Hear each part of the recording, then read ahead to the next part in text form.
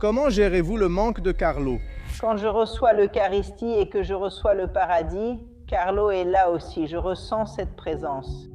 Ressentez-vous aussi en vous la sainteté de la voiture? On me traite déjà comme une véritable sainte, mais je ne le suis qu'à moitié. Alors, puis-je dire que vous continuez à parler avec Carlo? Avez-vous eu du mal à accepter l'idée que votre fils soit exposé dans un cercueil en verre pour que tout le monde puisse le voir? Puis-je demander la permission de dire que Carlo est aussi un saint brésilien? Bien sûr, car dans l'esprit, Carlo est brésilien, il était comme vous. Quand avez-vous remarqué qu'il y avait une forme de sainteté chez votre fils? Je sais. Je ne sais pas.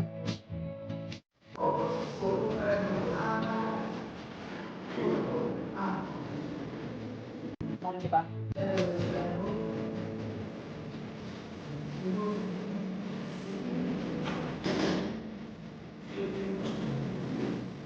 Docteur Antonio, merci beaucoup de me recevoir. C'est une joie et une fierté de parler avec vous.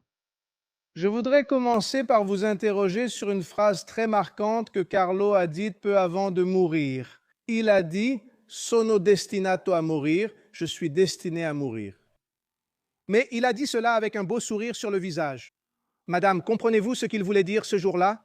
Carlo, depuis qu'il était petit, disait toujours qu'il finirait inévitablement par mourir d'une hémorragie cérébrale. Et je lui demandais toujours, mais comment peux-tu déjà savoir à l'avance comment tu vas mourir, Carlo? Et il disait exactement cela depuis qu'il était tout petit. Et en fait, il est vraiment mort d'une hémorragie cérébrale causée par la leucémie. Depuis qu'il était tout petit, nous avions un employé de maison qui est venu travailler avec nous, qui s'appelle Rajesh. Quand il est arrivé, il était très jeune. Il ressemblait vraiment un peu à un acteur célèbre de Bollywood, Shah Rukh Khan lui-même. Il était un peu coquet, n'est-ce pas? Alors Carlo, qui était déjà un maître spirituel très attentif même à cet âge, s'était déjà rendu compte que ce jeune homme était vraiment trop vaniteux en fait. Alors, à 5 ans et demi, il a écrit une petite lettre pour Jésus à Noël, parce qu'il écrivait des lettres en demandant à Jésus, « S'il te plaît, fais que Rajesh soit moins vaniteux. » Et en fait, quand il voyait Rajesh, de temps en temps, il faisait cette blague, il disait, « Rajesh, je vais mourir jeune. » Non, je ne vais pas mourir jeune, désolé. Je vais rester jeune pour toujours, mais toi, tu vas vieillir. Je vais rester jeune pour toujours. Et il disait cette phrase mystérieuse, n'est-ce pas? Je vais être jeune pour toujours. Et on se demande, mais comment est-ce qu'il disait ça? Comment? Écoute, c'est sûr qu'il ressentait ça, non? Que sa vie allait être courte. En plus, je dois dire que quand il avait 14 ans à l'école, il a même fait 2 dessins un peu bizarres, tu sais? Vraiment, hein? Il a dessiné une belle feuille, vigoureuse, verte, mais qui commençait à jaunir, tu vois, comme quand les feuilles tombent en automne. Et la même chose, mais avec un autre dessin qu'il avait fait d'un arbre magnifique et vigoureux. Et puis à côté, le même arbre sec, mort. Donc il a eu des pressentiments qu'il finirait par mourir. Et cette vidéo qu'elle m'a demandée est une vidéo qu'il a lui-même réalisée 2 mois avant de mourir sur son ordinateur. Et ça semblait un peu, disons, une vidéo étrange, parce que quand je me suis réveillée un matin après sa mort, j'ai entendu une voix qui disait « Testament ». Et je ne comprenais vraiment pas ce que cette voix voulait dire à ce moment-là. Non, je veux dire, je ne sais pas, peut-être que Carlo m'avait laissé un testament ou un message. Je suis allée dans la chambre de Carlo fouiller tiroirs et placards pour voir s'il y avait quelque chose pour moi. Comme un message. Ensuite, j'ai ouvert cet ordinateur. Alors, j'ai été attirée par quelque chose sur le bureau. Je l'ai ouvert et il y avait une vidéo où il disait « Je pèse 70 kg ». Il sourit. Merveilleux et je suis destinée à mourir. Je suis destinée à mourir. C'était comme s'il voulait m'envoyer un message pour me dire qu'en fait, c'était vraiment une véritable mission, même la mort elle-même. Il y a eu un appel, mais en fait, l'appel a eu lieu. Pourquoi? Parce qu'en plus de ces prémonitions de Carlo disant « Je vais mourir, je serai toujours jeune, je serai toujours jeune », ou ce truc où il disait qu'il allait mourir, enfin, tu vois, qu'il savait déjà comment il allait mourir. Mais alors, la chose que, disons, on voit vraiment dans sa vie, c'est que quand on lui demandait, Carlo, qu'est-ce que tu veux faire quand tu seras grand? Il disait toujours, préoccupons-nous du présent. Il ne pensait pas à combien de temps il allait vivre, combien d'années, non. Et l'année où il est mort, à Milan, il y a la tradition du tirage du saint de l'année. C'est essentiellement le saint que l'on tire au début de l'année, soit le 31 décembre, soit le 1er janvier. C'est le saint qui va nous accompagner toute l'année, en vivant jour après jour, sans grand projet ni préoccupation, simplement en suivant ce qui vient avec simplicité et attention au présent. Et depuis tout petit, il cherchait toujours Jésus, Notre-Dame, la Sainte Trinité, l'Immaculée Conception, toujours ces choses-là, malgré tout. En fait, on a été surprise, genre, Carlo, mais c'est impossible. Tu ne tires jamais un saint simple, ordinaire. Et pour la première fois, l'année où il est mort, en 2006, il a choisi comme saint de l'année Saint Alexandre Sauli, qui est le patron de la jeunesse étudiante. En fait, il était évêque, qui avait été enterré à Pavie, près de Milan. Et disons, il était, entre autres choses, de l'ordre des Barnabites. Je précise que le directeur spirituel de Carlo était un prêtre barnabite. Donc, c'est-à-dire, cela avait déjà un peu, et c'était le saint que mon mari avait choisi l'année précédente, le même saint. Donc, il le connaissait bien, mais Carlo est mort en 2006, le jour où l'on célèbre ce saint. Donc, c'est juste pour montrer comment tout était déjà tracé, même sa mort, disons, soudaine, parce que Carlo est mort de façon subite. Il est parti en moins de 7 jours. Quand il est tombé malade, au début, ça ressemblait à une grippe normale. Et on n'était pas du tout inquiet, parce que la moitié de sa classe à l'école était malade. Et je me souviens que j'ai même appelé le médecin 2 fois, parce que comme il avait mal à la gorge, on nous a donné des antibiotiques. Donc c'était vraiment quelque chose de très banal, tu vois. Tu sais comment c'est? Et il a dit, à cette occasion, « J'offre mes souffrances pour le pape et pour l'Église, pour ne pas passer par le purgatoire et aller directement au paradis. » Tu vois, c'est exactement le genre de choses auxquelles je pensais puisqu'il était fils unique. Tu vois, j'étais un peu hypocondriaque. Je veux dire, d'accord, il se moquait de moi, il plaisantait, parfois il me taquinait un peu, il jouait avec moi, tu vois. Alors j'ai pensé, d'accord, il se moque de moi parce qu'il me voyait peut-être un peu anxieuse.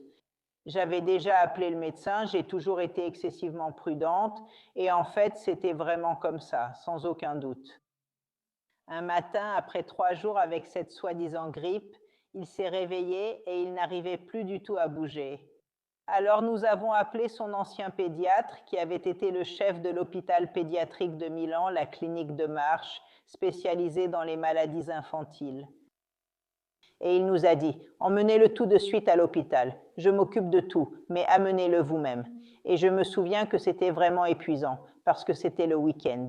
D'ailleurs, à Milan, il y avait une course célèbre qui s'appelle l'Extra Milano, où tout le monde courait dans la ville et donc toutes les rues étaient fermées. Mais pour transporter Carlo, qui mesurait 1,82 mètres et pesait 70 kilos, parce qu'en fait, quand il est mort, il pesait 70 kilos toujours avec le sourire, il ne se plaignait jamais. Si les médecins lui demandaient « Tu souffres ?» il disait « Il y a des gens qui souffrent bien plus que moi. » Autrement dit, il est mort en saint. Il est mort en saint parce qu'il était déjà un saint, c'est ça. Il a vraiment vu la mort comme une rencontre avec Jésus. En fait, il n'avait pas peur. Il disait toujours que ceux qui ont peur de la mort ont un problème au niveau de la foi. Cela veut dire qu'on ne croit pas, qu'on ne fait pas confiance à Jésus, car la mort est le passage vers la vraie vie. La rencontre avec l'aimé, avec Dieu, la chose la plus merveilleuse, le Créateur de l'univers, notre Créateur, notre amour infini. Comment pouvons-nous avoir peur ? Écoute, nous ne devons avoir peur que du péché. Il disait pas de la mort. Alors, Carlo avait une vision de la mort très différente de celle de la plupart des gens, parce que Carlo avait vraiment une foi exceptionnelle. Carlo avait vraiment une union avec le Seigneur si grande qu'il n'avait absolument aucune peur. Alors, cette mort qu'il a eue, disons, aussi soudaine et si rapide, tout s'est vraiment passé très très vite. À l'hôpital, quand on m'a annoncé ce diagnostic, Carlo était tout pour moi, mon fils unique. Alors, le fait de perdre mon fils unique, Écoutez, à l'intérieur de moi, je ressentais comme une sorte de... Je ne sais pas, c'était comme une impression intellectuelle, comme si une voix, comme quelque chose me disait, le Seigneur a donné, le Seigneur a repris, béni soit le nom du Seigneur. Ce sont les paroles du livre de Job. Le livre de Job, vous savez que Job est ce personnage biblique qui a tout perdu. Il a perdu sa famille et ensuite le Seigneur lui a donné beaucoup, beaucoup plus. En fait, il m'est arrivé la même chose. 4 ans après la mort de Carlo, j'ai eu 2 autres enfants. Mais à ce moment-là, cela semblait vraiment être la fin du monde, parce qu'il était mon fils unique. Et puis j'ai rêvé de Sainte Jacinthe de Fatima, parce que je suis très dévouée au petit berger de Fatima. Elle m'a dit, mais pourquoi te lamentes-tu? À la fin, Carlo sera comme moi. Tu n'as pas à t'inquiéter, sauf si j'ai souffert bien plus que ton fils Carlo. En fait, Carlo est parti il y a 1 semaine et Jacinthe a déjà été à l'hôpital. La Madone lui a demandé si elle voulait souffrir un peu plus pour sauver d'autres pécheurs. Et elle a dit, d'accord, mais la Madone a dit qu'elle allait mourir seule. Elle a été opérée, imaginez, sans anesthésie. Elle a enduré des souffrances atroces, mais elle a fait cela pour sauver des âmes, comme la Madone le lui avait demandé. Et donc, cela m'avait déjà un peu consolée, n'est-ce pas? Mais ensuite, j'ai eu cela, disons, en novembre, peu après la mort de Carlo. Carlo est mort le 12 octobre. En novembre, nous sommes retournés à San Giovanni Rotondo, à Monte Sant'Angelo, où l'archange Saint-Michel est apparu 3 fois. Nous étions tous très dévoués, et c'est un lieu spécial, avec une indulgence spéciale. Et quand j'y étais, moi, c'était en novembre, il n'y avait pas, je me souviens que la messe de l'après-midi, où il n'y avait pratiquement que mon mari et moi, c'était l'hiver, donc il n'y avait pas de pèlerins. Et puis après la messe, je ressentais en moi, je me demandais, qui c'est? Où est Carlos? Est-ce qu'il est allé directement au paradis à cet instant? Enfin, on se pose des questions. On dit que beaucoup de saints sont passés par le purgatoire et une voix m'a dit, Carlo est au paradis, cela suffit. Tu vois, il était allé directement au paradis. Alors, pour moi, ça a été une grande consolation. Ensuite, le premier miracle, Carlo l'a accompli le jour des funérailles. Une femme atteinte d'un cancer du sein qui allait commencer la chimiothérapie a commencé à prier Carlo. Et ce cancer a disparu sans qu'elle ait besoin de faire la chimiothérapie. Une femme de presque 44 ans qui essayait d'avoir des enfants depuis 20 ans sans jamais y parvenir a prié Carlo et 1 mois plus tard, elle est tombée enceinte et a eu une belle petite fille. Cela pour dire que les gens avaient déjà remarqué que Carlo était spécial et avaient commencé à prier. D'autant plus que l'église était tellement pleine que beaucoup ont dû rester dehors et parmi eux, il y avait de nombreux mendiants. Des immigrés parce que Carlo aidait les personnes qui venaient d'autres continents. Il était ami avec tous ces étrangers qui travaillaient dans les maisons, à la conciergerie. Mais surtout, Carlo s'est organisé dès son plus jeune âge pour aider. À 9 ans, il a déjà commencé à agir comme la Caritas. Il a commencé à apporter des sacs, des chapeaux, des couvertures, de la nourriture, à donner des conseils à ces personnes qui dorment dans la rue. Parce que nous, étant de Milan est une ville pleine d'immigrés, pleine de situations de grande précarité. Et beaucoup de ces personnes, comme dans notre église, il y avait 4 messes par heure, alors beaucoup de sans-abri venaient y dormir et Carlo se liait d'amitié avec eux. Parce que Carlo allait à la messe tous les jours, il les voyait et alors il disait « J'ai une maison, j'ai une famille, j'ai l'affection des miens ». Quand avez-vous réalisé qu'il y avait une forme de sainteté chez votre fils? Je dois dire que Carlos, dès son plus jeune âge, déjà à 2 ans, 2 ans et demi, il a commencé parce qu'il était en avance sur tout. À 3 mois, il a dit son premier mot. À 5 mois, il a commencé à parler. Il était aussi très précoce dans la foi. Au début, moi, je n'étais pas très croyante. Je me suis convertie plus tard, même si je dis toujours que ma conversion va finir au purgatoire, parce qu'il est difficile d'être sainte. Mais bon, on essaye quand même.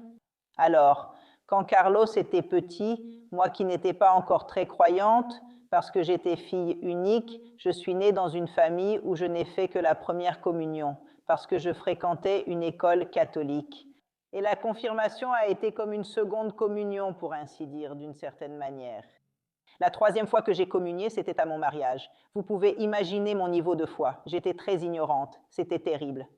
Je croyais que l'Évangile et la Bible étaient différents. J'ignorais ce que c'était. C'est tragique.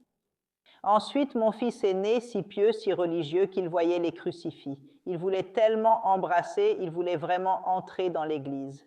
Carlos disait « Allez, dépêche-toi, allons au parc, je retrouve mes amis. » Et lui, il ne voulait pas, il voulait rester là devant Jésus, apporter des petites fleurs à la Madone. Et moi, disons inconsciemment, dans mon ignorance, je l'appelais le petit Bouddha. Parce que je disais « Regarde ce garçon si bon, si généreux, si obéissant, si doux. » Oui, c'était un enfant spécial depuis tout petit. Nous l'avons vite remarqué parce que moi, j'étais terrible quand j'étais petite. Mon mari aussi. Ce n'est pas qu'il était un saint non plus. J'étais jeune, j'avais 25 ans, j'étais jeune, voilà. Et je me disais, est-ce que ce garçon peut vraiment être comme ça finalement? Mon mari et moi, de temps en temps, on plaisantait, mais on a fait ça jusqu'à sa mort. Et on disait, regarde le thé, le thé. On l'appelait le thé, tu vois, parce que c'était pas normal, d'une pureté absolue. Si, par exemple, il passait lui-même devant la télévision, peut-être que l'employé était dans la cuisine avec la télévision allumée, en train de regarder ses programmes. Parfois, il y avait ces publicités, peut-être un peu, disons, osées pour du parfum, où l'on voyait une femme un peu sensuelle comme ça. Il passait devant et faisait ce geste, car il n'aimait pas la vulgarité. Il n'aimait vraiment pas ça. C'était un jeune homme, mais d'une pureté extraordinaire, vraiment extraordinaire. Et c'était sûrement étrange, parce qu'il était toujours gentil, obéissant. Je n'ai jamais eu besoin de dire « Carlo, fais ceci, fais cela, Carlo, qu'est-ce qu'il y a ?» parce qu'il ne disait jamais de mal de personne. Il disait toujours du bien des autres. Il ne voulait pas entendre de commérage. Il avait une simplicité désarmante. Si je voulais lui donner 2 paires de chaussures, il disait « Non, ça suffit. Il y a des gens qui meurent de faim. Il y a des gens qui en ont besoin. Comment peut-on gaspiller les choses comme ça ?» Eh bien, en plus de ça, il avait un fort sens de l'environnement, comme ne pas polluer, par exemple, vraiment. Par exemple, il se mettait vraiment en colère contre ses cousins parce qu'ils jouaient à renverser de l'eau et il disait « Pourquoi vous renversez de l'eau? Le pays n'a pas d'eau, c'est vraiment très précieux. » Je veux dire, ce n'était pas un garçon très en avance sur beaucoup de choses, mais surtout dans ce sens de bonté et de générosité. Si tu disais « Carlo, je te donne ». Carlo, j'aime bien ton petit jeu. Tout de suite, il disait « Je te l'offre, ça me fait plaisir, garde-le, tiens, c'était comme ça. » C'était même impossible de lui donner quoi que ce soit, car avec Carlo, ça finissait toujours comme cadeau pour quelqu'un d'autre. Mais même avec les gens qu'il avait à la maison, il était d'une générosité et d'une... Par exemple, nous avions une dame qui venait nous aider à repasser le linge. Elle venait le soir à la maison parce qu'elle travaillait dans plusieurs foyers et elle venait 3 fois par semaine. Et cette dame venait de l'île Maurice. Elle venait de l'île Maurice, avait été abandonnée par son mari pour une autre femme, avait une fille de 13 ans et vivait un vrai drame. Carlos le savait. Alors, qu'est-ce qu'il faisait? Comme il savait que sa fille était seule à la maison parce qu'elles habitaient loin de chez nous. Il l'aidait à repasser, à plier les vêtements pour qu'elle puisse se dépêcher d'aller chez sa fille. Il restait là tranquillement assis. Donc il était comme ça, il faisait ces choses-là et au quotidien, il montrait vraiment sa sainteté dans les petites choses, en commençant par le monde qui l'entourait, avec simplicité et constance, toujours humble. Parce qu'il était attentionné avec ses grands-parents, avec la famille, avec ses cousins, il se préoccupait de ses amis, de l'école, de ses professeurs.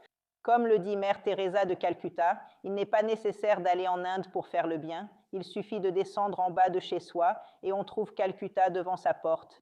En fait, Carlo a appliqué cela parce qu'il a vraiment commencé à faire le bien autour de lui. Au Brésil, beaucoup me demandent, Rodrigo, toi qui connais la religion, toi qui as déjà été là-bas, toi qui as déjà raconté cette histoire, pourquoi Carlo Acutis est-il saint? Il a eu une vie très courte alors que Saint François a eu une longue vie. Il a prêché. Carlo avait un autre type de sainteté. Comment m'aidez-vous à expliquer à ces personnes ce qui a fait la sainteté de Carlo? Alors, avant tout, il faut expliquer pourquoi l'Église déclare quelqu'un saint. Comprendre que la sainteté et l'appel que Dieu adresse à chacun est essentiel.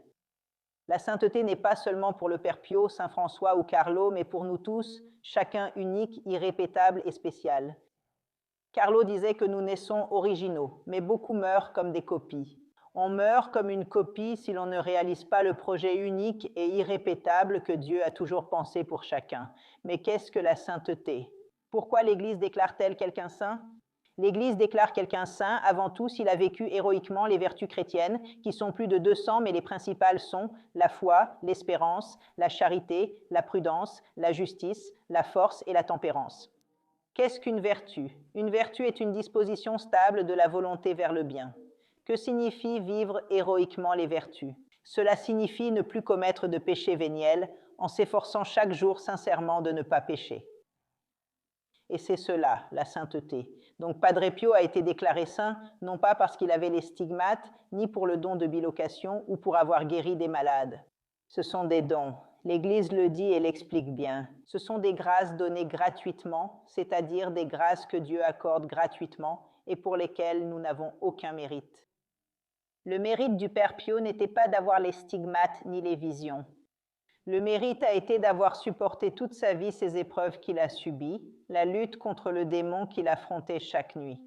Le fait que le Père Pio ait aussi été persécuté au sein de l'Église, sa docilité, son obéissance, sa charité, sa générosité au quotidien. La sainteté, c'est exactement cela, oui. Nous ne devons pas penser que les saints sont seulement ceux qui ont des visions. Ce sont des choses que Dieu peut donner ou non, mais on mérite beaucoup plus quand on ne les a pas, parce que, comme l'a dit saint Ignace de Loyola à la fin de sa vie, Ignace de Loyola était le fondateur des Jésuites. Il a dit que, puisqu'il avait des visions, des apparitions, des choses mystiques, il aurait mieux valu ne pas les avoir, parce que cela allait diminuer ses mérites. Parce que si quelqu'un, par exemple, fait l'adoration eucharistique et voit Jésus dans l'hostie, ou a ses visions, ses extases, c'est vraiment beaucoup plus facile de le faire. Mais si je suis dans mon aridité, assise là devant le Saint-Sacrement, avec mal au dos, avec toutes sortes de pensées dans la tête, mais que je reste là par amour pour Dieu, j'ai beaucoup plus de mérite. Il faut comprendre cela. Et parfois, les gens ne comprennent pas. Ils pensent que la sainteté est quelque chose d'aussi extraordinaire. Bien sûr, les saints peuvent avoir des dons, certaines choses, mais une personne peut aussi les avoir, et cela ne veut pas dire qu'elle soit sainte. Le Seigneur peut donner ses charismes même à une personne qui n'est pas sainte, comme le don de guérir ou de prévoir des choses. Alors nous ne devons pas nous attacher à ces choses. La sainteté, c'est surtout la façon dont Carlos a vécu au quotidien, aimer Dieu par-dessus tout et son prochain comme soi-même. Surtout par la façon dont Carlos a mis Dieu à la première place dans sa vie. Parce que Carlos, lorsqu'il a fait sa première communion à 7 ans, a écrit « Merci ». Être toujours uni à Jésus, c'est mon programme de vie. Carlos ne visait pas à devenir le joueur de football le plus célèbre, ni l'homme le plus riche de la terre. Il voulait toujours être uni à Jésus. C'était son plan. Et il a commencé à aller à la messe tous les jours, à faire l'adoration eucharistique chaque jour. Il a gardé cela fermement jusqu'à la fin de sa vie. C'est-à-dire, il a toujours laissé de la place à Dieu dans sa vie, qui était le véritable centre de sa journée. Tout tournait autour de Jésus. Et bien sûr, ensuite, il a aussi fait certaines choses, parce que ce zèle apostolique qu'il avait pour ses frères, par amour, il a donné des cours de catéchisme pendant 5 ans. Cela l'a aussi amené à faire des choses comme l'exposition sur les miracles eucharistiques qui circulent sur tous les continents. Elle passe par des milliers et des milliers de paroisses, aidant de nombreuses âmes à se reconvertir, à revenir à Dieu, à recommencer à aller à la messe, parce que beaucoup de gens n'y allaient plus, ne se confessaient plus. Cette œuvre qu'il a réalisée pour essayer d'aider les gens à comprendre l'importance de l'Eucharistie et des sacrements de l'Église. Et ce Carlos a fait cela justement à cause de cet amour qui le consumait pour le Seigneur, car lorsqu'on aime Dieu et qu'on le met à la première place, on ne peut pas ne pas aimer ses frères. Et donc c'est cela qui a fait la sainteté de Charles. Charles se souciait, à son âge, de passer l'été à créer un site sur les miracles eucharistiques. Au lieu d'aller s'amuser, ma mère, qui était la grand-mère et était un peu moins sainte, le réprimandait et disait « Laisse les prêtres faire. Pourquoi fais-tu cela, Charles ?» Elle se fâchait. « Tu es jeune, va jouer, sors, vas-y. » Mais Charles restait là. Oui, c'était ça, Charles. Je voulais justement demander cela. À un moment donné, vous ou votre mari avez-vous essayé de dissuader Charles de suivre la voie de la religion, parce que votre mari était un homme d'affaires très prospère. Il ne voulait pas prendre Charles au travail? Non, non, absolument pas. Parce que Charles était, disons que nous lui donnions beaucoup de liberté. Plus tard, Charles, avant de mourir, m'a demandé ce que je penserais s'il était devenu prêtre. Sa grand-mère a aussi posé la question. Charles pensait à devenir prêtre. D'un autre côté, le fait qu'il nous ait demandé, à mon mari et à moi, la permission d'enseigner le catéchisme, c'était sa décision, vous savez. Ce n'était absolument pas du tout une imposition, vraiment. Il était en faveur de la liberté, vous savez. Et bien sûr, Carlos avait une vocation particulière. Donc nous aurions laissé Carlos faire ce qu'il ressentait. J'ai 3 enfants. 2 d'ailleurs sont ici. J'ai un fils qui a aujourd'hui 20 ans. Alors je peux essayer d'imaginer ce que cela a été pour vous de perdre votre fils. C'est très difficile à comprendre, mais je vous demande, comment s'est déroulé le processus de béatification lorsque vous avez dû exhumer le corps de Charles? Comment vous êtes-vous senti alors? Mais j'ai bien vu comment il était vraiment et je le savais, car quand il est mort à Milan, la municipalité a laissé ramener le corps à la maison et alors nous l'avons emmené jeudi. Les funérailles étaient les samedis, alors vendredi, il y a eu un va-et-vient constant. Toute la journée, de nombreuses visites et beaucoup de mouvements. Jeudi soir, le corps est arrivé à la maison et vendredi, il y a eu un va-et-vient de visiteurs. Samedi matin, ils sont venus, ils l'ont habillé comme il était et je l'ai retrouvé exactement comme il était. La peau un peu plus foncée, mais le corps intact, avec les mains entièrement intactes, le visage, tous les cheveux, tout était comme avant. C'était lors de l'exhumation ici à Assise? Oui, oui. Oui, il était intact. Ils ont certainement pu l'habiller justement parce qu'il était intact. On va visiter la tombe de Carlos. Là, c'est vraiment le corps. Ce n'est pas un mannequin, il est vraiment là. C'est la question que j'allais poser. Comment vous sentez-vous en voyant qu'il y a peu de cire? Qu'est-ce qui a été mis sur le corps de Carlos? Un matériau de conservation quelconque? Bien sûr, cela vient après, parce que lorsque tu ouvres la tombe, même s'il est intact, il doit ensuite être traité, sinon les agents atmosphériques vont finir par l'abîmer, n'est-ce pas? Donc, quand tu ouvres, tu dois le traiter tout de suite. C'est ce qu'on fait quand un corps est trouvé intact. Mais le processus a été réalisé ici à Assise par des personnes expérimentées, puis le corps a été placé dans ce sanctuaire. J'ai fait don du corps de Carlos au diocèse d'Assise, c'est-à-dire même pas à l'Église elle-même, dans un don que j'ai moi-même personnellement réalisé. Donc c'est l'Église, le corps de Carlos appartient maintenant à l'Église. Et tout ce qu'il y aura, n'est-ce pas, bien sûr, c'est très bien. Alors, tu vois, j'ai gardé quelques vêtements de Carlos, quelques affaires, mais disons que c'était aussi une décision personnelle parce que l'Église va sûrement s'occuper de tout ça. Mon souhait et celui de mon mari, c'est vraiment qu'il reste ici à Assise, vraiment. Donc le corps va rester à Assise, peut-être qu'à l'avenir, je ne sais pas, ils l'emmèneront dans une autre église, mais il y a beaucoup de monde, malheureusement, le sanctuaire est petit, on ne sait jamais. L'essentiel, c'est qu'il reste à Assise, car c'était l'endroit où il voulait être. Il a dit, parce qu'il m'a dit explicitement, qu'il était content d'être enterré à Assise. Alors j'ai sans aucun doute respecté sa volonté, oui. Hein? Ça a été difficile pour vous d'accepter l'idée que votre fils soit exposé dans un cercueil en verre pour que tout le monde puisse le voir? Non, c'était déjà une décision prise par l'évêque. Que ressent une mère en voyant son fils exposé? Je ressens, Carlos, sa présence spirituellement. Ce n'est pas que, je veux dire, le corps n'est qu'une enveloppe. Nous savons qu'il y aura la résurrection des corps. Ça ne m'impressionne pas, tu comprends? Ça ne m'impressionne pas parce que j'ai Carlo dans mon cœur et je le ressens spirituellement, surtout quand j'assiste à la messe. Je participe tous les jours à la messe et à l'adoration eucharistique. Je ressens vraiment la présence de Carlo, je le sens vivant. Donc ce n'est pas que j'ai besoin d'aller à la tombe parce que je ressens Carlo à l'intérieur de moi, alors je n'en ai pas besoin. Vous n'allez pas visiter la Tombe tous les jours, sinon les gens se précipitent sur moi et c'est presque ingérable. mais c'est important pour vous d'aller le voir au tombeau. Mais je n'en ai pas besoin parce que je le ressens bien à l'intérieur de moi-même. Vous avez eu une relation très forte avec 2 prêtres brésiliens, le père Marcelo Tenorio et aussi le père Fabio Vieira, qui a même vécu quelque temps ici chez vous. Bien sûr, Père Tenorio, nous lui devons tout, car sa grande foi, la foi du Père Tenorio avant tout, a sans aucun doute largement fait connaître Carlo. Le père Tenorio a fait connaître Carlo au Brésil, mais surtout sa foi exceptionnelle, disons, avec Carlo, ont vraiment accompli le véritable et grand miracle du Brésil. Il y avait donc de nombreux miracles. Lorsque Carlo est décédé, nous avons eu énormément de miracles. Et aujourd'hui, chaque jour, nous recevons des nouvelles de miracles, des guérisons de métastases, de tumeurs, de cancers, des choses incroyables.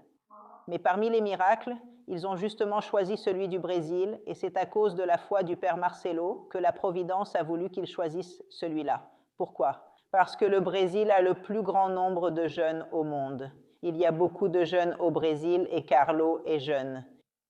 Je pense que c'était vraiment une volonté divine. Le 12 octobre, le jour où il est mort, c'était le jour de Notre-Dame d'Aparecida, donc il doit y avoir un but particulier.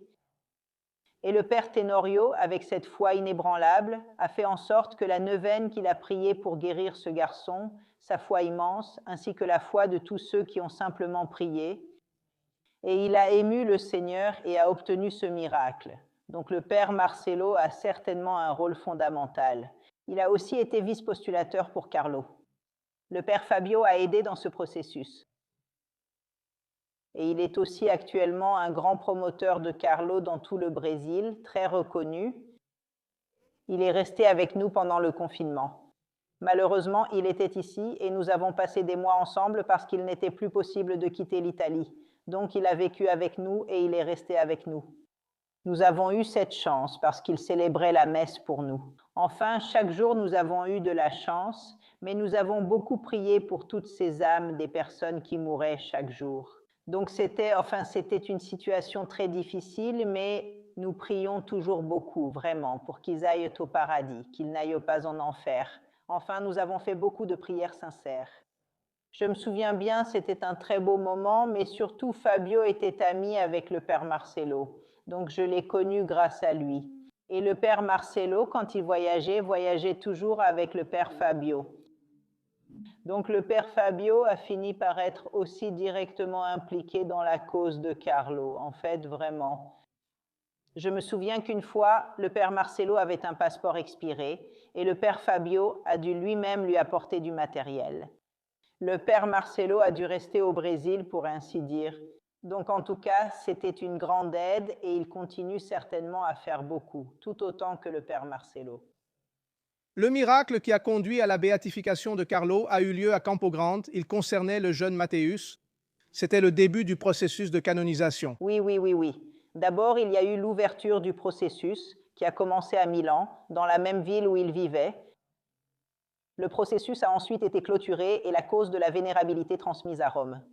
Parce que l'Église doit vérifier s'il a vécu les vertus de manière héroïque, qui sont, comme je l'ai dit, des attitudes stables de la volonté vers le bien, ce qui signifie ne pas commettre de péché et vivre ses vertus.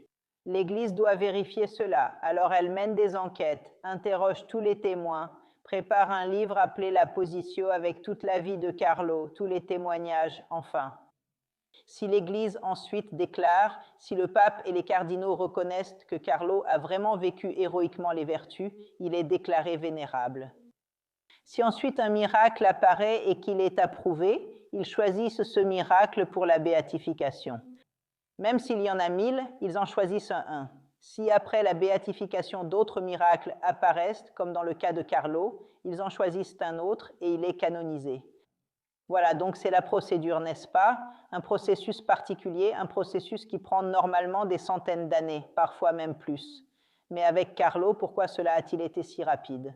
Parce qu'étant donné l'énorme quantité de miracles qui ont eu lieu, il était clair que la renommée de sainteté de Carlo était mondiale. Vous êtes la seule mère de l'histoire à avoir vu son fils devenir saint.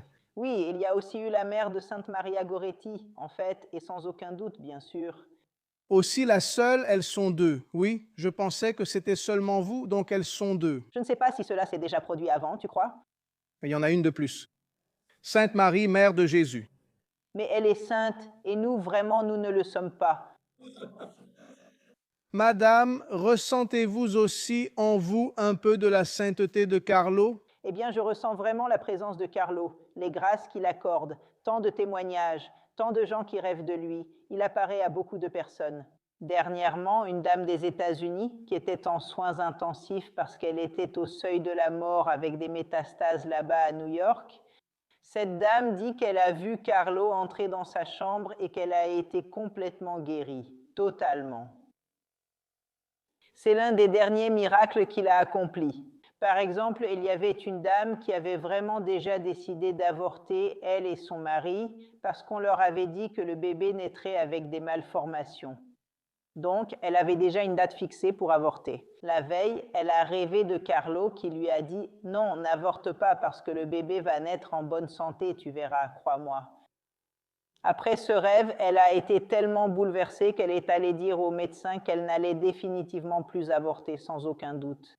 Les médecins étaient aussi en colère, mais le bébé était né en bonne santé, sans problème, voilà, parfait. Ce sont des miracles, il y en a beaucoup, mais j'en raconte seulement 2 comme ça, ici même. Le premier miracle a eu lieu au Brésil, à Campo Grande. Madame avait une relation très proche avec 2 prêtres brésiliens, dont l'un a même vécu chez elle. Et les Brésiliens ont une très grande dévotion à Saint Carlo Acutis. Je voudrais vous demander la permission, puis-je dire que Carlo est aussi un saint brésilien? Oui, bien sûr, pourquoi pas, c'est vrai. Brésilien, sans aucun doute, parce que dans l'esprit, Carlo est brésilien, parce que Carlo était comme vous, très enthousiaste, sympathique, joyeux, jovial, toujours plein d'énergie et de volonté de vivre, toujours avec un large sourire sur le visage. Et en plus, Carlo avait beaucoup de foi.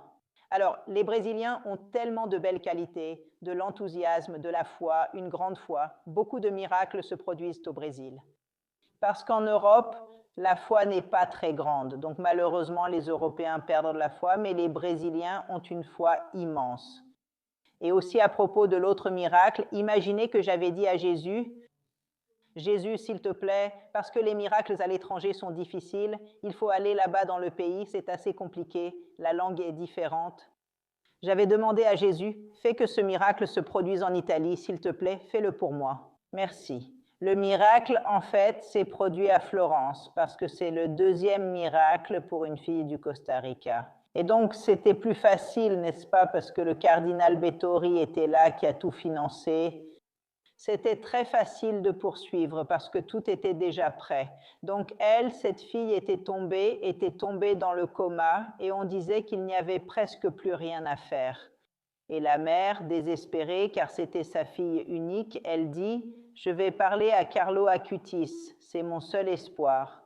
Alors, elle est allée voir Carlo, elle a prié toute la matinée à genoux et à un certain moment, elle a ressenti au fond d'elle une profonde et paisible certitude que Dieu avait exaucé sa prière grâce à l'intercession de Carlo. Alors, la fille s'est rétablie sans aucun problème car elle risquait de rester, disons complètement, peut-être sans la vue, parce qu'elle avait subi d'énormes lésions cérébrales et au lieu de cela, cette jeune femme travaille maintenant, elle fait un master et donc... Enfin, c'est impressionnant. Quand j'ai été avec Dom Domenico Sorrentino, l'évêque d'Assise, il m'a beaucoup parlé de la relation de Carlo avec Saint François. Voyez-vous une proximité entre les deux? La relation que je vois, c'est que Carlo était très dévoué à Saint François. C'est pourquoi nous avons acheté une maison ici à Assise. C'était pour cette raison? Oui, par dévotion à Saint François, parce qu'il était notre saint de cœur. Alors, c'est sûr, c'est le lien avec François. Je veux dire, la grande dévotion, les grands signes que nous avons eus. J'ai eu un signe quand Carlo était sur le point de mourir. Saint François est apparu dans un rêve et m'a dit que Carlo allait mourir, mais qu'il serait très exalté dans l'Église. Et moi, à ce moment précis, je n'ai pas compris ce que cela voulait dire. En fait, Carlo est maintenant saint. Il avait raison et il m'a dit de ne pas m'inquiéter, vraiment. Après, j'ai fait un rêve avec Carlo, après sa mort, dans lequel il m'a dit, Carlo m'a dit, oui maman, ils vont me déclarer bienheureux d'abord, puis saint. Et en fait, plus tard... Il a fini par l'être. Il a dit ça.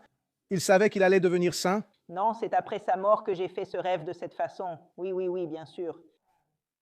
Et cela pour toujours, pour dire ce qu'est l'union avec Saint François. Saint François, c'est l'évangile vivant, c'est un autre Christ. François a été le premier stigmatisé de l'histoire après Saint Paul, parce que Saint Paul, regarde, même les ongles étaient faits de chair en fait, vraiment. Tu vois, d'accord, n'est-ce pas? Il a été, disons, un saint vraiment unique et extraordinaire. Saint François est vraiment inégalable. Alors moi, en Carlo, je vois un disciple, je vois quelqu'un qui lui est dévoué, mais je ne vois pas que Carlo se soit vraiment dépouillé parce qu'il y a été obligé, parce que le Seigneur l'a appelé très tôt à sa mort. Tu sais, le détachement de Carlo a été très rapide, presque instantané. François était déjà très mûr, il avait 54 ans lorsqu'il a commencé son chemin de conversion. Surtout, François était un saint qui s'est vraiment dépouillé, mais de son propre gré en fait. Carlo ne marchait pas pieds nus dans les rues. Il aidait bien sûr les pauvres. Il était très simple et assez détaché. Dans cette simplicité intérieure, je vois une grande union avec François, dans le sens où Carlo n'était pas attaché aux choses matérielles. Il n'était pas non plus attaché à ce genre de choses. Il était vraiment libre. Il mettait toujours le Christ à la première place. C'est en cela que je vois la ressemblance avec saint François, mais l'histoire de François est une autre histoire et on ne peut pas comparer François à Carlo parce que François était jeune, c'est-à-dire Carlo était jeune. Saint François a fait des choses extraordinaires. Il faisait des pénitences, il jeûnait 5 mois par an. Et en plus, il était aussi un thaumaturge. François a transformé de l'eau en vin, il a multiplié les raisins, enfin, il a fait des miracles de son vivant comme saint Antoine. Alors Dieu lui avait aussi donné du charisme, des dons spéciaux. C'est pourquoi il devait aussi aider beaucoup de gens dans leur foi. Et ensuite, François a été le fondateur d'un ordre. Mais c'est certain que Carlo est un petit disciple dévoué de saint François et de sainte Claire, qui a aussi été une femme eucharistique de cœur et l'a toujours été véritablement. Vous savez qu'elle a chassé les Sarrasins avec l'étendard grâce à sa grande foi. Mais c'est certain qu'il y a toujours quelque chose de semblable chez les saints, parce qu'au fond, les saints sont en quelque sorte des images de Jésus, sans aucun doute. Ils ont tous un aspect de Jésus, donc ils se ressemblent, mais restent uniques. Alors, je peux dire que vous continuez à parler avec Carlo? Eh bien, pas exactement comme on parle maintenant, mais je ressens certainement son inspiration, oui. Beaucoup de choses, beaucoup d'inspirations me viennent comme des intuitions. Ce sont des certitudes intérieures et des intuitions. Comme si je savais déjà, parfois il me suggère des choses que comment pourrais-je le savoir? Est-ce quelque chose d'intérieur ou est-ce qu'il vous parle vraiment? Non, non, c'est intérieur, spirituel. Je n'ai vraiment pas de vision ou d'apparition à proprement parler. Avez-vous ressenti quelque chose de différent pendant votre grossesse? Je sentais que cet enfant était déjà là, j'étais inspirée même en étant éloignée de la foi. J'ai été inspirée parce que le premier animal, le tout premier petit animal que j'ai acheté, c'était un tout petit agneau. Un agneau, alors qu'en réalité, mon animal préféré, c'est le zèbre. Donc, instinctivement, j'aurais dû finir par acheter un zèbre au final. Ensuite, le gâteau du baptême était aussi à Londres. Il y avait un petit agneau en sucre qu'ils vendaient là-bas et j'ai senti que je devais l'acheter. Et au final, la vie de Carlo a été un peu comme ça. Et quand il a fait sa première communion, croyez-moi, il l'a faite dans le monastère des Sœurs Cloîtrées. C'était un monastère au sommet d'une colline. Il fallait monter et disons que nous y sommes allés en voiture, mais à un certain moment, nous avons dû nous arrêter parce qu'un berger est passé avec un agneau. C'était très étrange. Et puis un troupeau de moutons est apparu. Alors j'ai un peu vu cela comme un signe. Cet agneau qui nous suit partout, n'est-ce pas? Au fond, Carlo a été un peu comme un agneau, car il s'est offert à Dieu pour le pape, pour l'Église, afin de ne pas passer par le purgatoire et d'aller directement au paradis. Je veux dire, il s'est vraiment offert, il a offert ses souffrances. Je pense qu'il est un peu le symbole de Carlo, n'est-ce pas? L'agneau, n'est-ce pas? C'est aussi un symbole du Christ. L'agneau de Dieu qui enlève les péchés. Il a fini par devenir un petit agneau. Le Seigneur nous appelle à être comme lui, à faire exactement ce qu'il a fait, à offrir notre vie pour les autres. Même si nous ne l'offrons pas, disons, de façon sanglante, mais aussi par nos prières, nos sacrifices, notre vie. Mais surtout l'agneau, n'est-ce pas? Pourquoi? Parce que Jésus, dans l'Eucharistie, est l'agneau de Dieu qui enlève les péchés du monde. Dans l'Ancien Testament, il y a des préfigurations de l'Eucharistie. Le sang de l'agneau sur les montants des portes des Égyptiens et des Hébreux en Égypte les a sauvés de l'extermination. Et comment l'Eucharistie nous sauve-t-elle? Parce que l'Eucharistie est, comme le dit saint Augustin, le remède de l'âme. Comme le dit saint Ignace d'Antioche, le remède d'immortalité. Jésus est réellement présent avec son corps, son sang, son âme et sa divinité. Quand nous recevons l'Eucharistie, que recevons-nous? C'est la source même de l'amour, car Dieu est amour, sa propre essence est l'amour. Et Jésus nous aide à nous transfigurer, à nous transformer, à nous purifier. Et nous parlons de cette vie eucharistique de Carlos, qui allait à la messe tous les jours et faisait l'adoration eucharistique chaque jour. C'est un peu une vie d'agneau, n'est-ce pas? Parce que cela renvoie à l'agneau de Dieu. Et donc l'Eucharistie qui a toujours été le centre, n'est-ce pas? Jésus qui nous aide, le plus mystique sur terre, lui est l'Eucharistie. Carlos disait, l'Eucharistie est mon autoroute vers le ciel. Sainte Messe, Saint Moi. Parce que l'Eucharistie nous transfigure véritablement, elle nous transforme. Et il a compris que, comme le sarment de la vie, n'est-ce pas? Cet épisode du sarment de la vie, n'est-ce pas? Non? De la parabole. Si je coupe le sarment de la vie, il ne porte pas de fruits. Et là, Jésus dit, sans moi, vous ne pouvez rien faire. Carlos avait compris que sans Jésus, nous ne pouvons rien faire. Jésus nous aide à devenir saints et il se nourrissait de l'Eucharistie tous les jours pour cela. Et Jésus l'a aidé à être toujours plus généreux, à augmenter cette capacité d'aimer Dieu et son prochain, qui est finalement le grand secret de la sainteté. Carlos l'avait compris et a créé cette exposition sur les miracles eucharistiques, signes donnés par Dieu au fil des siècles pour montrer sa présence réelle. Par exemple, le dernier miracle à Legnica, en 2013, une hostie s'est transformée en chair qui s'est avérée être une partie du cœur, de mon cœur, comme le miracle de Sokolka en Pologne en 2008. La même chose, une hostie se transforme en chair qui s'avère être une partie du cœur. La même chose en 2006 à Tixtela au Mexique, une hostie se transforme en chair. À Buenos Aires, où se trouvait le pape François, il a demandé d'enquêter sur cette hostie devenue chair. Là aussi, l'hostie devient de la chair qui s'est avérée être un morceau de cœur, de mon cœur, comme dans le miracle de l'Anciano. Et Carlos, il n'a vécu que le miracle de Buenos Aires en 96 et celui de l'Anciano, n'est-ce pas? Il ne savait pas que les autres étaient arrivés après. Je disais toujours à Carlos, Carlos prie pour que Jésus lui demande de faire d'autres miracles eucharistiques, sinon ceux-là ont eu lieu il y a si longtemps. En fait, le premier miracle eucharistique a eu lieu le 12, lui. Le premier miracle eucharistique a eu lieu après la mort de Carlos. Il est mort le 12 octobre 2006. Le miracle a eu lieu le 21 octobre 2006, juste après la mort de Carlos. Je vois la petite main de Carlos là-dedans, qui m'a exaucé tout de suite. Il a sûrement beaucoup intercédé auprès de Jésus, non? Ce sont de beaux signes reconnus par la science et l'Église. Pourquoi Jésus nous montre-t-il son cœur dans l'hostie consacrée? Parce que Dieu est amour. Et quoi de mieux pour le représenter que le cœur qui est la source et le symbole de l'amour? Et alors il nous montre comment l'Eucharistie est vraiment le sacrement de l'amour, le sacrement qui nous rend semblables à lui. Et il a voulu rester sur terre non seulement spirituellement, car Dieu est partout, mais aussi physiquement dans le Saint-Sacrement, pour nous nourrir, car nous sommes faits d'esprit et de corps, c'est ce que Carlo disait toujours. Nous avons besoin de l'aide de Jésus parce que Jésus nous aide à faire quoi? À renforcer la volonté. C'est-à-dire vivre ses vertus à un degré héroïque, vivre les vertus à un degré héroïque, c'est-à-dire être saint, veut dire renforcer la volonté, avoir cette volonté orientée vers Dieu, ne plus commettre de péché véniel. Et Jésus nous aide en cela, il nous aide à combattre les tentations, il nous aide à lutter contre le démon parce que le démon est très actif. Et surtout, plus les hommes pêchent, plus le démon et les démons gagnent en force. Donc, c'est une société difficile, mais nous avons Jésus, nous avons Dieu parmi nous, et Dieu lutte avec nous. Mais il faut que nous acceptions Dieu librement, car Dieu ne force personne.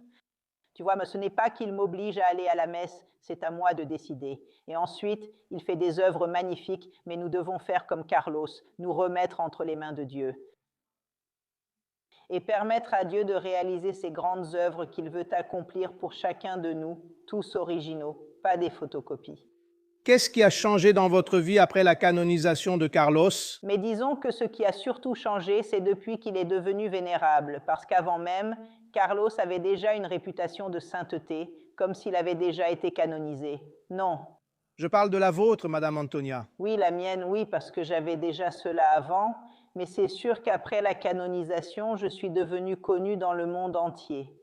Ils pensent que je suis une sainte, c'est-à-dire qu'ils me traitent comme une véritable sainte, mais je ne suis qu'un moyen, un instrument, n'est-ce pas? Le saint, c'est Carlos, moi je suis la mère, je peux prier, mais eux aussi peuvent prier Carlos, ils ont un contact direct, inutile de s'inquiéter. Mais vous, madame, avez une connexion directe avec le Saint. Oui, mais disons que vous aussi, vous avez cela, tout le monde l'a. Il suffit de prier Jésus, il suffit d'aller à la messe, il suffit de vivre en respectant les commandements. Parce que, comme Jésus l'a dit dans l'Évangile, avec sincérité, le Père et moi viendrons habiter en lui. Il y a une présence immense dans le monde, qui est la présence de Dieu partout dans le monde, qui est spirituelle, mais il existe aussi la présence d'habitation, c'est-à-dire qu'il vit en nous, mais seulement si nous respectons les commandements. Donc tout le monde peut le faire et Carlos nous enseigne que c'est possible avec une vie eucharistique, une vie de prière, la lecture de la Sainte Écriture, ce qui n'est pas quelque chose de simple. Mais c'est l'Esprit Saint qui parle à travers la Bible. Et donc quand nous lisons la parole de Dieu, le Seigneur nous purifie, nous transforme, le pouvoir de la parole de Dieu. Lorsqu'on fait des exorcismes, qu'est-ce que le démon déteste le plus? En fin de compte, la parole de Dieu, c'est l'Eucharistie. En elle se trouve Dieu lui-même, avec sa présence réelle, cachée, comme disaient les petits bergers de Fatima, sous le pain et le vin. Et la parole de Dieu, parce qu'elle est Dieu lui-même, l'Esprit Saint. Et donc, je me demande, après tout cela, qu'est-ce qui vous motive maintenant? Qu'est-ce qui vous fait vous réveiller le matin, vous lever et dire, voilà, je vais commencer une nouvelle journée? Quelle est votre mission? Ma mission est, c'est certain, chacun de nous a des missions. Celle d'accompagner Carlo, n'est-ce pas, les dévots, de garantir que la dévotion, le culte envers Carlo se fasse de la bonne manière, que la figure de Carlo ne soit pas déformée. Parce que l'IA est pleine de vidéos fausses. Ils vont jusqu'à mettre des mots dans ma bouche, dans celle du Père Pio, de Sœur Lucie de Fatima et de Saint François, nous faisant dire des choses complètement fausses et sans fondement. Ils l'ont fait avec Carlo? Oui, ils utilisent le faux Carlo. Je veux dire, ils font ça parce qu'aujourd'hui, avec l'intelligence artificielle, alors il faut faire très attention parce que les livres officiels sont déjà publiés. Il existe les livres officiels de Carlo, donc si vous êtes curieux, vous pouvez les lire. Mais ne croyez pas tout ce qu'il y a sur Internet, toutes ces vidéos truquées où ils me font dire des choses ou font dire des choses à Carlo.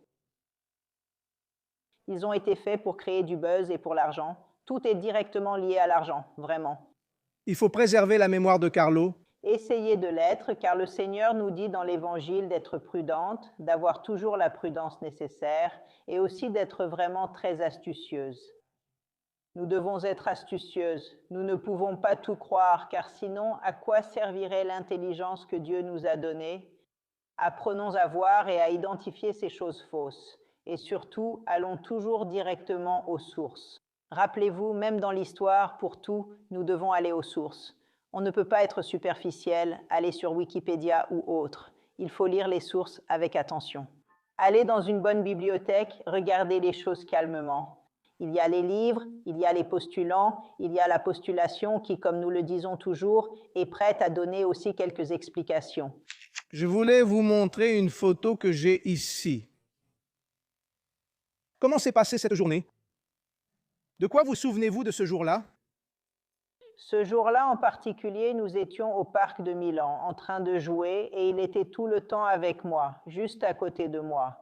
Nous étions au parc de Milan, au parc Palestro, exactement à cet endroit, ensemble et très proches. À cette époque, quels étaient vos rêves pour Carlo? Quel était votre rêve pour Carlo enfant? Eh bien, je pensais à plein de choses. Je me disais, qui sait, peut-être qu'il finirait ingénieur, il est très doué avec les ordinateurs, tout ça vraiment. Ou alors qu'il deviendrait prêtre, qui sait, mais je n'ai vraiment pas pensé que cela le concernerait directement, d'une manière aussi claire et directe. Non, ça non. Mais j'ai accepté la volonté de Dieu parce qu'on doit toujours faire confiance à Dieu qui fait tout pour le bien au final. Toujours, tu sais. On doit toujours faire confiance à Dieu. Et cette photo, comment s'est passée la journée? Nous étions à Paris, en voyage pour aller au sanctuaire du Mont Saint-Michel, où l'archange Saint-Michel est apparu, et aussi pour voir l'église où la Vierge de la Bourrée est apparue. en marchant lentement, calmement et en absorbant chaque recoin de cet endroit pendant le voyage, dans un rythme tranquille et contemplatif. Sainte Catherine Labouré, la médaille miraculeuse. Carlo était très dévoué, il jouait tout le temps avec la médaille et le scapulaire. C'est une paroisse très importante, une communauté avec une histoire et une présence marquante pour ceux qui la vivent et la fréquentent. La Vierge Marie dit que Marie est conçue, qu'elle est originale et qu'elle reste toujours à nos côtés, fidèle lorsque nous lui confions notre foi et notre espérance. C'était déjà un présage du dogme de l'Immaculée Conception. Alors, et ce jour-là, comment était-ce? Cela s'est passé sur le mont Subasio, ici à Assise, l'endroit où saint François avait l'habitude d'aller fréquemment, car il s'y retirait à plusieurs reprises et pour de longues périodes. Pour se consacrer toujours à cette pratique, pour rester en recueillement et, comme on disait, pour se renforcer, revenant sans cesse à cette retraite, encore et encore. Tu te rappelles quel jour c'était? Cela s'est produit en 2006, L'année de la mort? 2 mois avant que Carlo ne décède. Il n'avait encore aucun signe de maladie? Il avait déjà une leucémie? Je ne pense pas, parce que la leucémie est fulgurante, n'est-ce pas? C'est une leucémie qui apparaît en 1 ou 2 jours de façon vraiment très rapide, vraiment. Vous ne saviez pas qu'il était malade? Non, non. Elle allait bien, vraiment tout allait bien. Tout va bien. Et j'ai une question à poser. Quand visiterez-vous le Brésil? Le Brésil est un peu dangereux, il y a trop de monde. Peut-être quand le pape viendra vraiment, vous savez. Dangereux parce qu'il y a beaucoup de fidèles. Mais je n'ai vraiment pas réussi à me connecter. Pour moi, aujourd'hui, j'ai parlé avec le prêtre qui m'a toujours invité, mais c'est vraiment difficile. Qui vous a invité? Qui vous a invité? Ce n'était pas le capucin qui était curé qui m'a invité. Le frère Acacio, qui fait largement connaître Carlo, qui se consacre à faire connaître et diffuser le travail de Carlo, en promouvant continuellement ses idées auprès des gens. Mais le problème, c'est que pour venir, il faut vraiment tout organiser correctement. C'est une logistique vraiment très compliquée à gérer, tu sais, n'est-ce pas? Peut-être que lors du voyage du pape, qui sait, n'est-ce pas? Peut-être. Qui sait? Peut-être, oui. Mais c'est difficile. Oui, parce que c'est vraiment dangereux. Quand je suis allée à Lourdes, il y avait 20 000 personnes à la rencontre, mais je me sentais totalement en sécurité et vraiment confiante. Parce que c'est un chef d'État, quand il voyage, il ne peut pas se promener comme il veut, donc il faut peut-être qu'à l'avenir, on verra, n'est-ce pas? Mais je ne pense vraiment pas, je ne sais pas, ça dépend, au final, il faut s'en remettre à la Providence. Et comment gérez-vous le manque de Carlo? Moi? Je vais à la messe tous les jours, je fais l'adoration eucharistique tous les jours, j'adore le Saint-Sacrement tous les jours, je ressens clairement la présence vivante de Dieu, de Carlo. Carlo ne me manque pas parce qu'il est toujours présent d'une manière différente et je ressens cette présence. C'est un sacrifice de ne pas le voir, n'est-ce pas? Mais j'ai toujours su avec une certitude tranquille que Carlo était là, vivant, toujours à mes côtés. Ce n'est pas un fantôme. Il est vraiment et constamment près de moi et c'est pour cela qu'il ne me manque pas. Je ressens sa présence de manière continue et réconfortante, parce que celui qui vit une vie de foi, une vie eucharistique, ne ressent pas ce manque du tout. Tu comprends? Parce que nous savons qu'en Dieu, il y a tout. Quand je reçois l'Eucharistie et que je reçois le paradis, Carlo est là aussi. Je ressens cette présence. La prière est importante. Si on veut sentir nos proches que l'on a peut-être perdus, si on prie beaucoup, le Seigneur va peu à peu nous aider à entendre la voix de Dieu de façon beaucoup plus claire. Et la voix des nôtres, c'est-à-dire, tu sais, les intuitions que Dieu nous donne, nos défunts qui parfois envoient des messages à travers Dieu, mais les ressentir à l'intérieur, si on ne prie pas, on ne les ressent pas. Le silence est la chose la plus importante. Aujourd'hui, le silence n'existe pas. La télévision, le cinéma, les téléphones portables, toute la journée avec ces choses-là, ce sont des outils en soi neutres. Mais si je reste là-dedans, je deviens esclave. La première chose à faire est d'apprendre à rester en silence pendant la journée, vivre cette présence de Dieu, pour vivre cette présence de Dieu, pour vivre l'inspiration de Dieu. Si je ne me connecte pas à Internet, je deviens vraiment désespéré, tous les jeunes avec ce même téléphone portable. Si je ne prie pas, je ne me connecte pas au ciel. Donc pratiquement, le saint est exactement celui qui vit la présence de Dieu à chaque instant. Carlo vivait la présence de Dieu durant toute sa vie. Tout ce qu'il faisait était en Jésus, pour Jésus et avec Jésus, même quand il jouait, toujours avec cette pensée tournée vers Dieu. Et surtout, Carlo avait tout au long de la journée des moments de prière, la lecture d'un passage des Écritures, des moments de silence avec quelques jaculatoires, la messe quotidienne, l'adoration chaque jour devant le Saint-Sacrement. Tu sais pourquoi? Parce que là, tu es devant Dieu. Et dans le silence, Dieu se fait entendre petit à petit. Mais si on ne commence pas comme l'ange gardien, Carlo priait tellement pour cela, l'ange commence à se faire entendre. Plus on le prie, plus il se manifeste. Sinon, il ne se manifeste pas.